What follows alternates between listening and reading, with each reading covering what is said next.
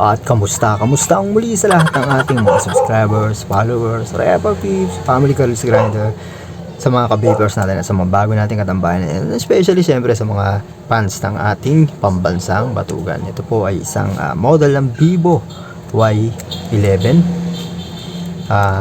black screen issue. Napansin naman ninyo, basag lang yung kanyang tempered glass, nag-open, and also black screen siya. Then natanggal lang yung LCD nito sa ibabaw, mapapansin niyo. Walang punit din yung kanyang ribbon or yung flex ng LCD screen, mapapansin niyo. Pero wala siyang display, pero nag-open siya. Ito yung mga sample ng problema na kalimitan tinatanong sa atin. Misiki dun sa YouTube channel ko. Ito yung mga madalas na nagiging issue at minsan kahit bagong palit, biglang nagba-black screen, may mga ganung issue. Bago yung LCD, pero may mga problema na kagad nararanasan dun sa LCD screen. Kaya sample ko lang sa inyo itong Vivo Y11. Then meron na rin tayong bagong LCD. Remove ko muna to.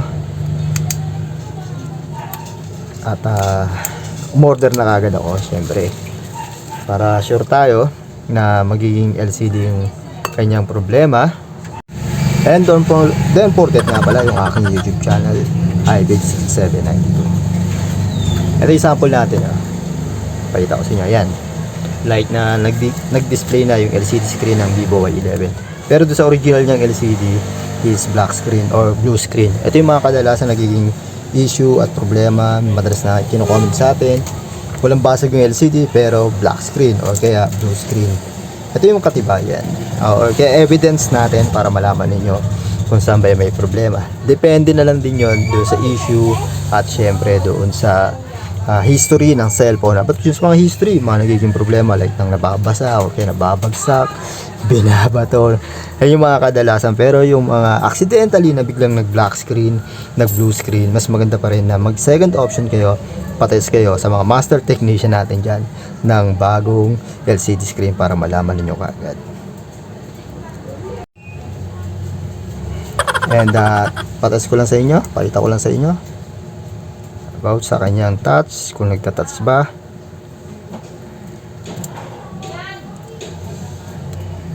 Alright, nagta-touch siya.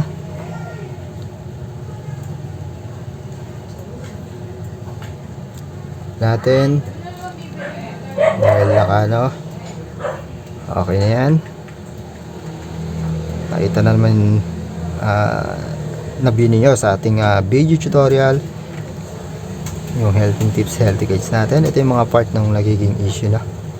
Sana makatulong sa inyo yan. And don't forget to subscribe to my YouTube channel, iBabe6792.